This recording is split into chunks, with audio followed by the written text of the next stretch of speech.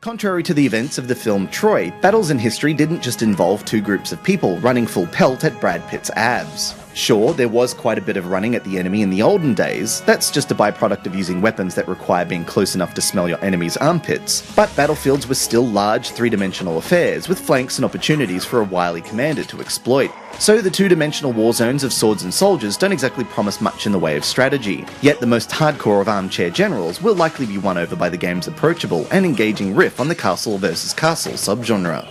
However, it's likely your reaction when first starting up the game will be, is this it? Viewed from the side, Swords and Soldiers is at its core a game about getting your troops from the left side of the screen over to the right. This is achieved by creating various units that trundle along automatically, killing, dying as they meet the enemy coming the other way. Building said troops requires gold, so employing a few civilians to help mine the good stuff is a solid plan. So is spending said gold on researching newer, more focused troop types, each with their own strengths, weaknesses and speed on the battlefield. That's not to mention spells that can swing the battle in your favour, towers to buy time for counterattacks, or unique godly units that can wipe out whole regiments. As these concepts are slowly introduced across the first 3 campaigns, it soon becomes apparent that there's more to Swords and Soldiers than first meets the eye.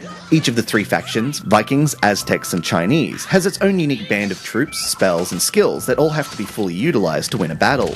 The barbecue-loving Vikings are the most normal of the bunch, with hard-hitting melee units and disabling spells. On the other hand, the Aztecs favour damage over time poison attacks and can utilise the services of the undead, while the Chinese have strangely cute and deadly teleporting monkeys. The humour and presentation of the game in general is top draw. Berserkers bashing apart huge golems or firing firecrackers into groups of skeletons is smoothly animated and packed with character, while other neat touches like the day-night cycle and persistent bodies of the fallen just add to the overall polish. Striking a balance between casting direct support spells and building troops is handled via a simple, always present row of buttons at the top.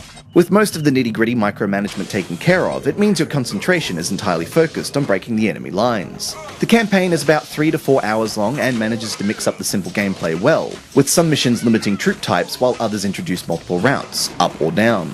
There's even more actually sweaty palm-inducing defense levels that times the final enemy push to maximum panic-inducing effect. If you're looking at which version to buy, then we highly recommend the iPad version over its smaller cousin, thanks to the ability to play 2-player games on one machine, split screen. The lack of any online functionality in either version is, however, a disappointment, given how competitive these one-on-one matches tend to be.